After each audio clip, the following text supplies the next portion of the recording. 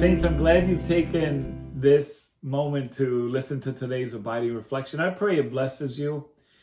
Did you know that there is a universal language called hospitality? Hospitality. If you have been the recipient of people or a person that's hospitable, you know how welcomed they make you feel, how special they make you feel. They make you feel valued. The church should be a hospitable place. I want to draw your attention to Acts chapter 28. Paul and a group of others are shipwrecked on the island called Malta. Malta. Malta, the name means place of refuge or refuge. Every time I see the name Malta, I think of a soft drink that we drank in Puerto Rico by the gallons called Malta India. It's like, I don't know, the national soft drink of Puerto Rico. Oh my goodness, I've drank my share of Maltas. Anyway, back to our story.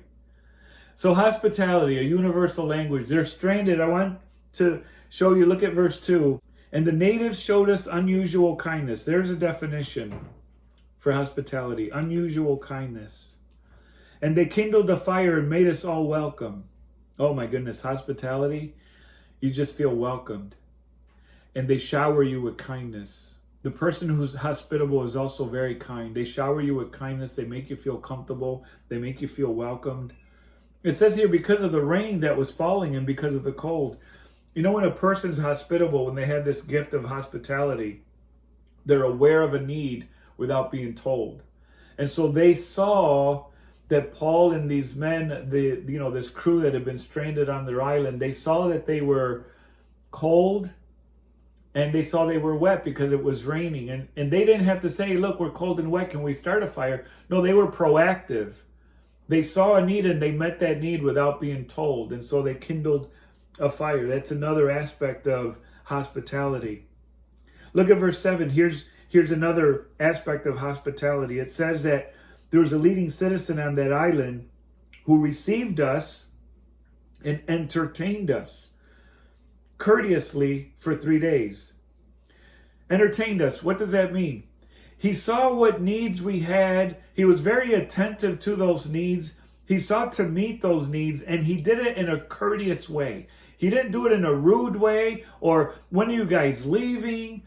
How long are you going to stay? I got things to do. Let's get the show on the road. You guys need to leave. You stayed here too long. Sometimes people won't say that, but oh my goodness, their behavior and their body language tells you all that. Any of you ever have someone come and stay, a family member come and stay with you? And you can be very hospitable in the beginning, but man, towards the end, you're like, you need to leave. I don't know where you're going to go or what you're going to do. It's hard sometimes to be hospitable for a long period of time. But this is another characteristic of hospitality, to be courteous, to be attentive to the needs, to receive the person. And then look at, it says in verse 10, it says, they also honored us in many ways, and when we departed, they provided such things as were necessary. They gave us the things that were necessary for our journey, for our departure. So from beginning to end, well, there's some things in the middle that you got to read, but mostly from beginning to end, hospitality. This island was hospitable. The people of this island, hospitable. You know something? The church should be the most hospitable place on the planet. A place where people can come and feel welcomed, feel valued, be showered with unusual kindness. They should be treated with hospitality. May that be true in your life. May it be true in mine. May it be true of our church. Hasn't the Lord been hospitable to us? Hasn't he received us with unusual kindness? Hasn't he welcomed us in? Hasn't he seen our great need, our sin, and he removed our sin with his precious blood?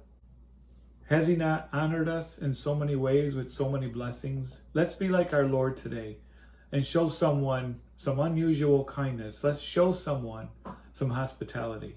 May the Lord richly bless you as you walk with him today.